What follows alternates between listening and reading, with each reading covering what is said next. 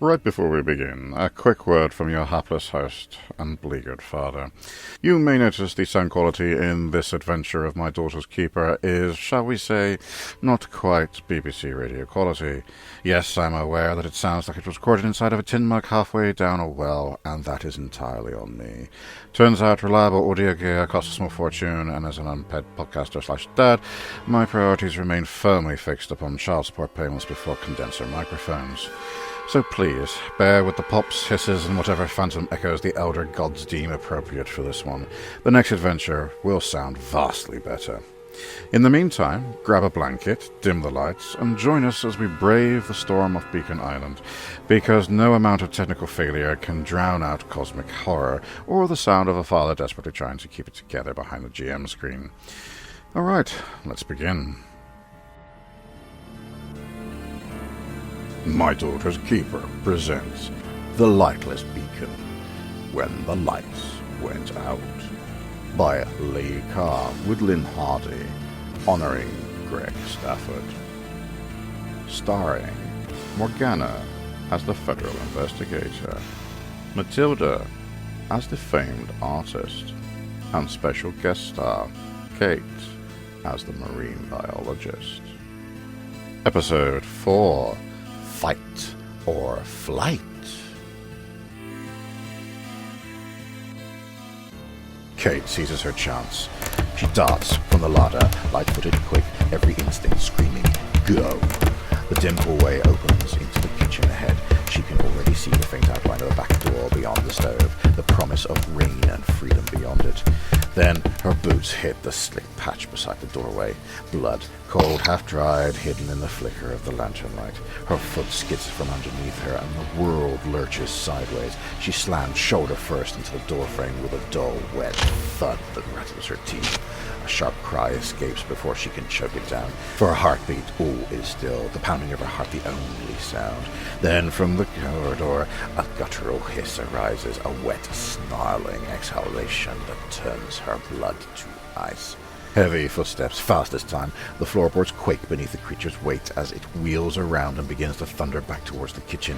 In the dim flash of lightning through the window, she can see it, a silhouette, wide-shouldered and terrible, closing the distance with unnatural speed.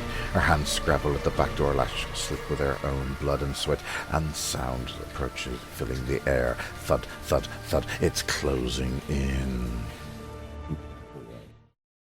Aggravation. Back round to Tilly. Your next bubbles. You've got a creature tearing away at this bunk above you, trying to get to you. Can I use my brushes and do with the plastic and try my best for it again? Two brushes. Brushes, stab it. Stab him. Yeah, I have brushes. Give me a fighting brawl roll then. Where's that? I'm just trying to see it on your sheet. She's looking at God. Yeah, on a 25, that's horrible. And you can't push that either. Panic seizes Tilly as the creature looms closer. Her hand trembles around the only weapon she can find, a paintbrush, its handle sharpened to a fine point for scratching pigment onto canvas. It's ridiculous, but terror leaves no room for reason. As the deep one's clawed hands grope under the bunk, Tilly thrusts the brush upward in a desperate cry. The wooden shaft strikes true, but only for an instant. The point glances off the creature's slick, scaly hide with a crack, snapping the brush in two. The deep one jerks back, more in surprise than pain, a low croak rumbling from its throat. Its expression twists, an unholy blend of mockery and hunger. As it ducks lower, web claw clutching at the shattered remains of the bunk's edge. Tilly's heart hammers, the smell of brine and decay fill the air. She is out of time. Do you hear that? The people who have fetishes? Yes, scaly feet. Oh, right, Tills. It goes to swipe at your exposed hand and arm. Uh-oh. Are you going to fight back, or are you going to try and dodge? You're going to fight back? Yeah. Okay, Well, give me another fighting brawl roll then, please. Roll again, Pills. And roll the dice. You're still rolling on 25. No. Don't know why you laughing, Mum. The deep one lets out a guttural hiss, a sound halfway between a croak and a growl, and thrusts its arm under the bunk with terrifying speed. Tilly barely has time to recoil before the cold, wet claw finds her. With a sickening rip, the creature's talons rake across her hand, tearing through skin and sinew. Hot blood splashes across the floorboards, mingling with the salt water dripping from the monster's scales. Tilly's cry is strangled by the pain, sharp, electric. It shoots up her arm. The creature's claws withdraw, leaving red streaks along the bunk edge. It stares at the blood smeared across its webbed fingers, and then backs towards the quivering darkness beneath the bed, its gills fluttering as it inhales her scent. Recognition, hunger. The hunt has become personal. Oh, I deal with it. it's fine. It's fine. You are now seriously injured. Could you do me a constitution roll to see if you stay awake? Probably not. Probably not. Probably not. No, you manage it. That's an 11. 11. That's an 11 on a 40. You do manage to stay conscious. End up with food. It alerts your fellows to Who what's I? going on. Yeah. Well, I'm not gonna move. I'm just gonna get more terrified. I'm gonna curl up in the ball like there's no tomorrow.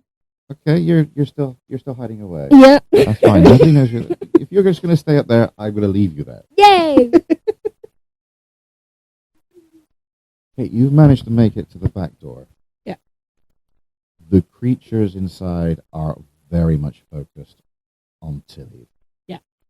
So, In the instant the deep ones are focused on Tilly, Kate senses the only chance she has. She lunges, slipping the last of her fear and caution into a sprint. The kitchen's blood-slicked tiles almost betray her, but she slips past just enough to keep forward momentum. Rain lashes in through the broken pane, soaking her hair, coat and lantern, but it's freedom. The world outside the walls, cold and wet, cooling her into the night. A storm roars around her as she bursts through the back door. Water churns in her boots, and the wind tears at her coat. Lightning briefly illuminates the sea and the jagged rocks along the shore, and in that flash she sees the cottage behind her, dark, shattered, alive with horror. Give me a spot hidden.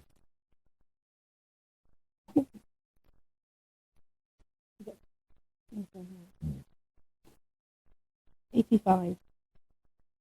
That's 60. That's a fail. You don't see anything. Don't worry. It's too dark. Yeah. You can't see what's going on. Yeah, you... What are you going to do in this situation? You're out of the lighthouse, which is one thing. Yeah. The obvious thing, I suppose, would be to run to the other end of the island. Why are you running? Yeah. Why are you running? Yeah. Nothing else to do. But what about me, Mama? What about me? Just you, little... Your fish food, accept it. No, please save me. That mouse was a little midget inside it. You start making your way to the other end of the island, away from all that's happening. In the distance, you can just about make out the lights of New Rockport, which is on the mainland. Yeah. As you start heading in that direction. We'll leave you there. Tilly, you've just been really badly injured. Your arm is a bloody mess. Shut up. What are you going to do? I'm biting his toes. What? I'm biting his toes. Bite Bite his toes. Just with a flesh wound. Bite his toes. Give me a fighting brawl. Bite his toes. Give me a fighting brawl roll. Let's see what happens. I got 25. You got That's 50. 52. Panic fuels Tilly as the Deep One's gaze locks onto her trembling form beneath the bunk. With no weapon left and no room to maneuver, she acts on instinct, teeth sinking into the creature's slick, scaled foot, the strange taste of brine and slime filling her mouth. The thing jerks violently, a low, wet roar echoing in the room. Its weight shifts, and with a savage kick, it sends Tilly sprawling across the floorboards. Pain erupts in her side as she hits the wood with a sickening thud.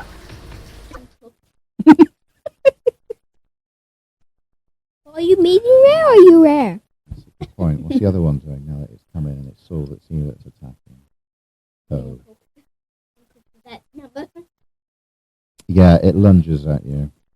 And it manages to grab you. Oh, you've been grabbed. It's only managed to grab you there.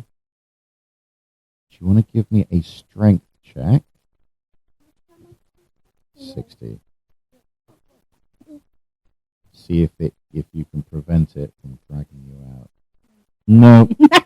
88. I love that. No. I'm fine. Yeah, But do they look like you medium rare or rare? probably where?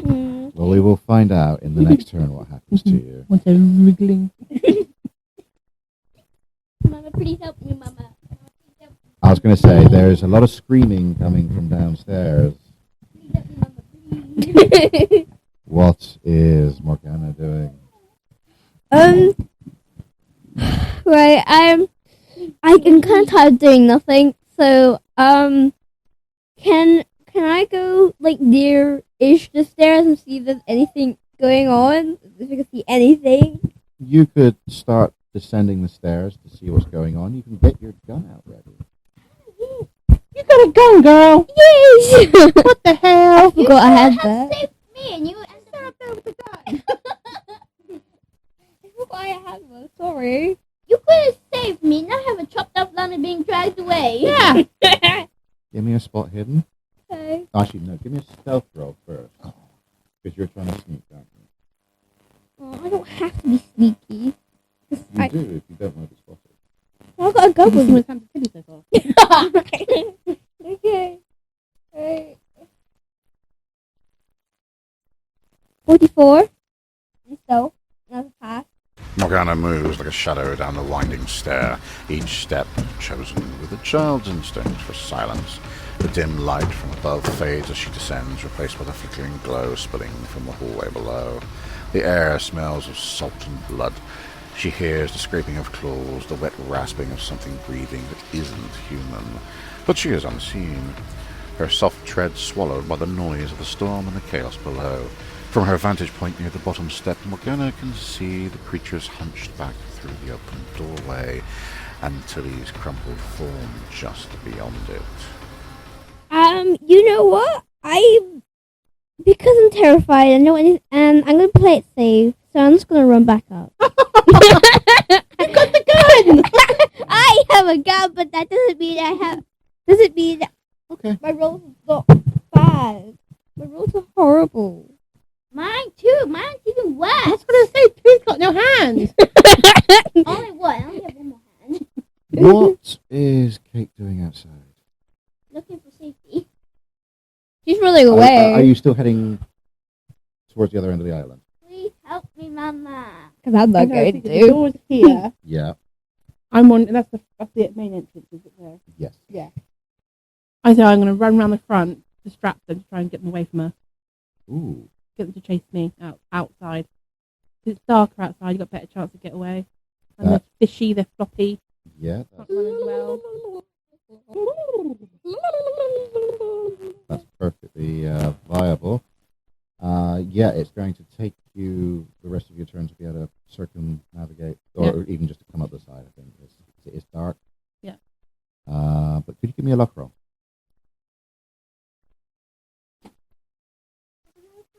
Nine. Ooh, excellent. Kate rounds the corner of the lighthouse cottage, the storm battering her with sheets of rain that sting her face and blur her vision. Her lantern flickers weakly through the tempest, casting erratic flashes across the mud and stone. Then lightning tears the sky open. For a single, searing instant, she sees it. Towering in a wash of white light stands a creature straight from nightmare.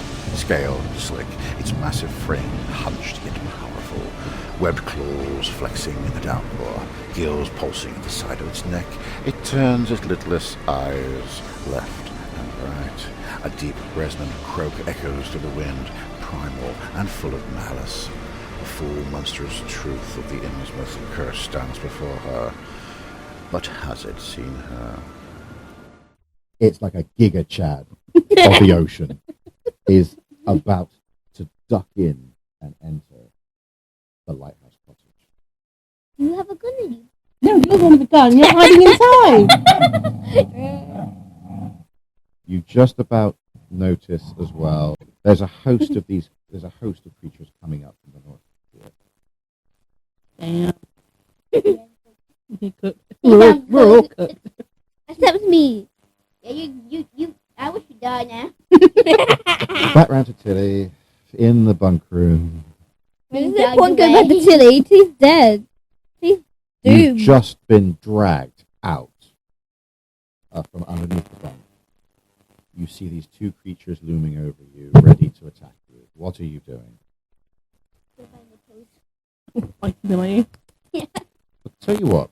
I fight them. Give me a strength check first. Let's see if you can break free. Yes! It's a 27! Which is a hard pass. Yay, maybe she won't die. Tilly manages to wrench herself free, the slick blood from her wounded hand letting her slip from the creature's grasp. Heart pounding, she stumbles to her feet and sprints for the door, desperate to escape. Me a constitution roll then. That's 40. 80.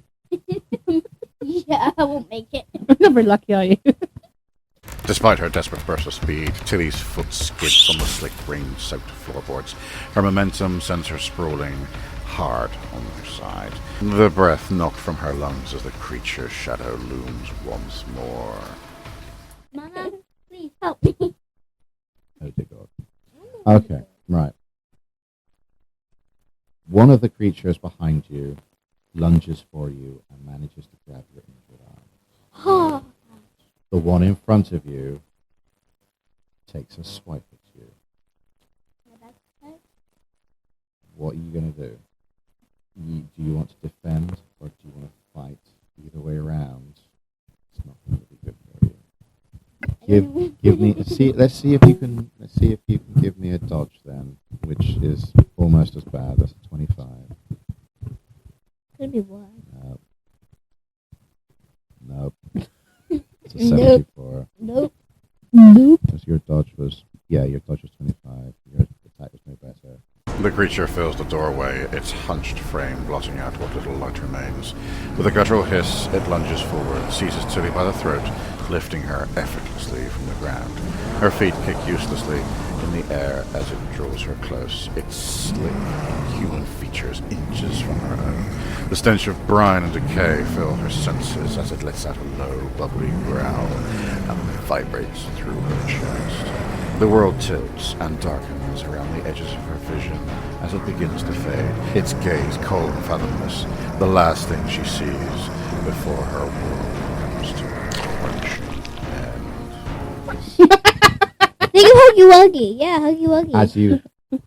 As you start screaming, it just clamps down on you, and the all-consuming darkness of oblivion comes over you. You're very tasty. Yeah, you taste like chicken nuggets. Would you- From the bottom of the stairs, you see this. Give me a sanity roll. Oh God. But my sanity. Your fault. I know. No, No, no sympathy. well. Okay. You know what? I'm just gonna roll. My sanity. Wait. Okay, I got 63. Alright.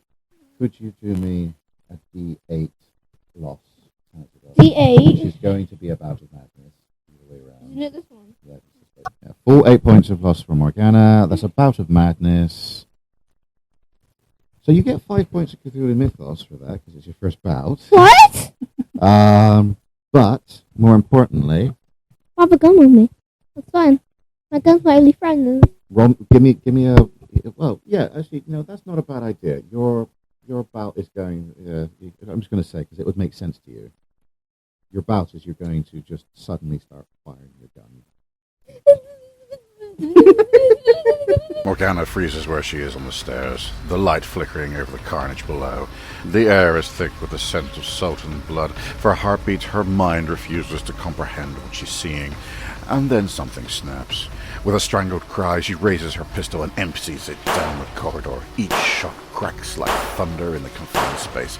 Muzzle flashes, strobing across the nightmare tableau as she screams wordless defiance into the storm. Do I shoot any of them? Give me your firearms handgun at disadvantage. So I know I got...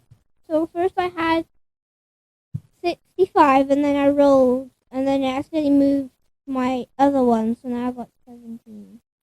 yeah, so you have to take the 65 because that's the worst of the two. Yeah. Because you're at disadvantage. You don't hit anything. You fire off an entire clip. Can I throw my gun? I just add it.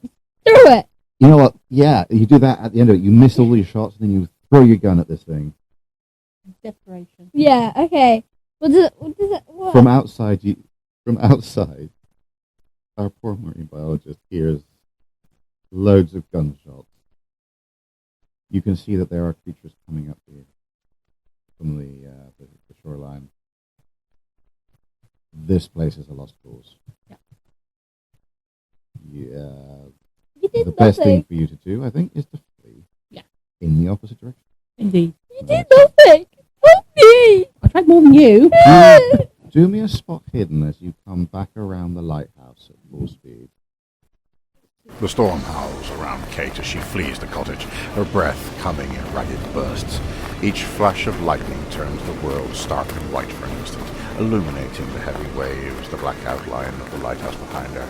And then, there, a small rowboat, rocking violently against the southern pier. The rope that tethers it strains against the wind, snapping taut with each surge of the sea. Its salvation, fragile and uncertain, but waiting just beyond the edge of the storm's fury. Uh-huh. Row, row, row your boat gently down the street.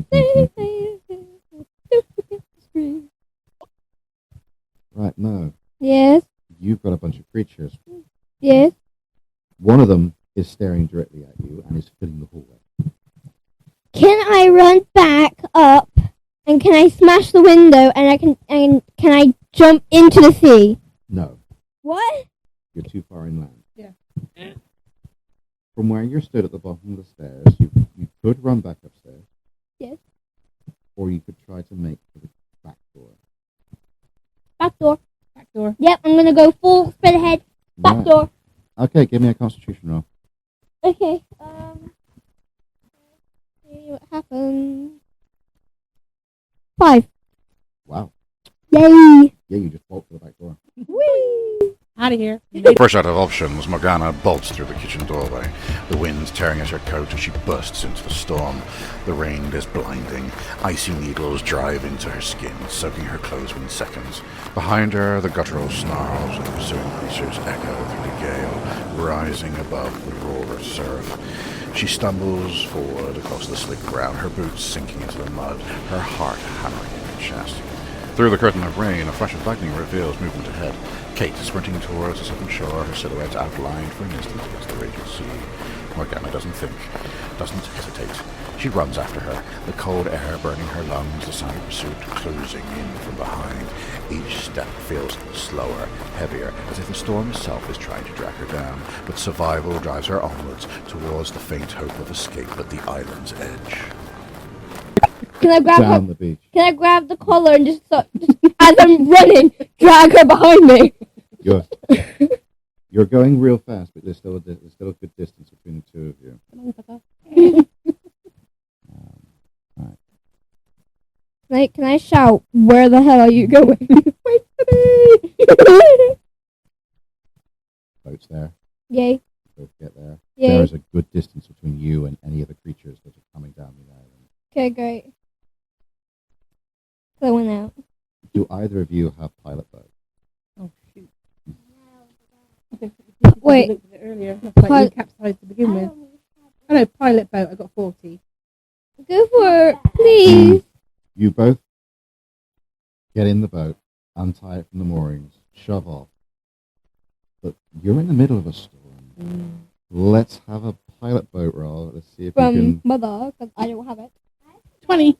Hey! Together, the survivors heave the boat against the wind, the ropes whipping and biting their hands as they fight to untie the mooring. The storm screams in their ears, a war of rain and salt that blinds and batters them with every breath. The sea surges hungrily at their feet, tugging at the rowboat as though eager to claim it, and them, for its own. With a final desperate shove, Kate forces the boat free of the pier, her muscles straining as she throws her weight against the oars. Morgana tumbles in beside her, grabbing hold of the gunwales as a wave crashes over them, nearly overturning the small craft. For a terrifying moment, the boat tilts, groans, before righting itself with a slap against the swell. Lightning cleaves the sky, casting the island behind them in stark, ghostly white.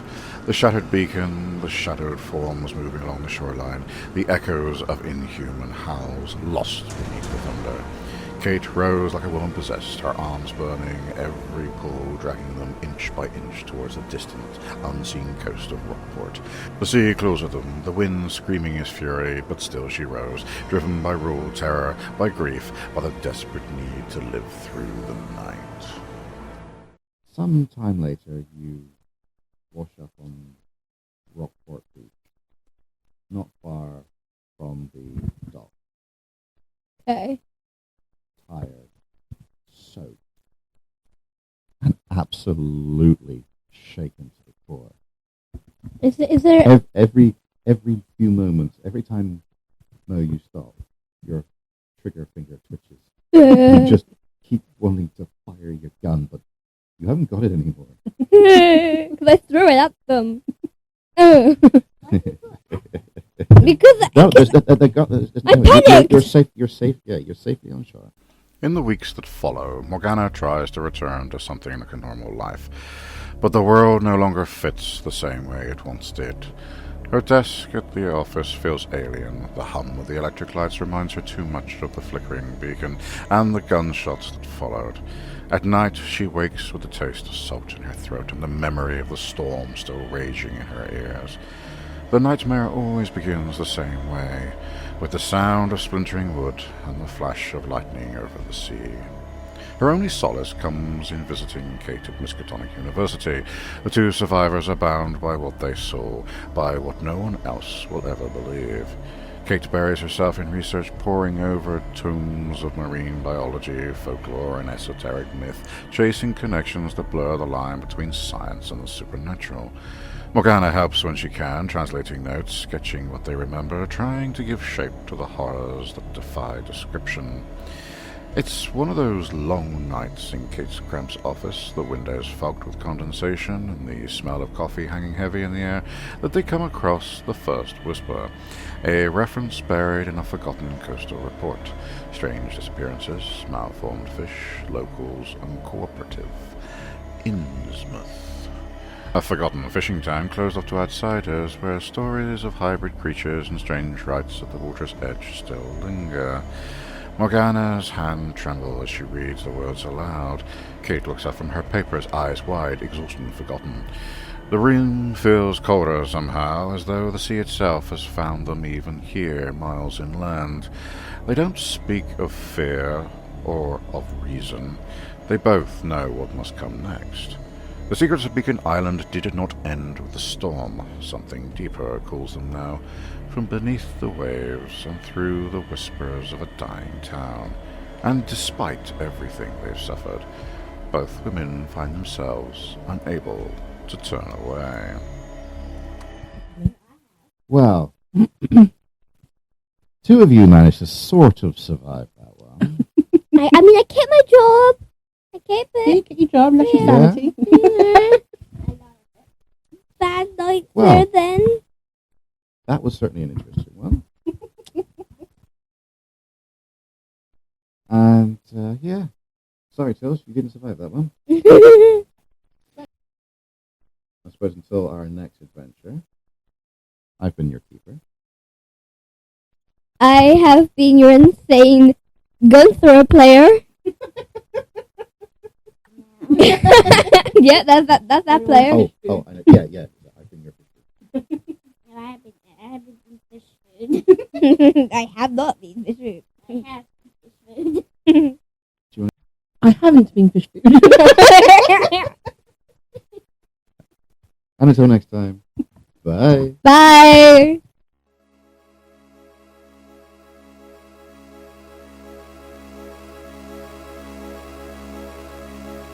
We hope you enjoyed this week's descent into tabletop madness.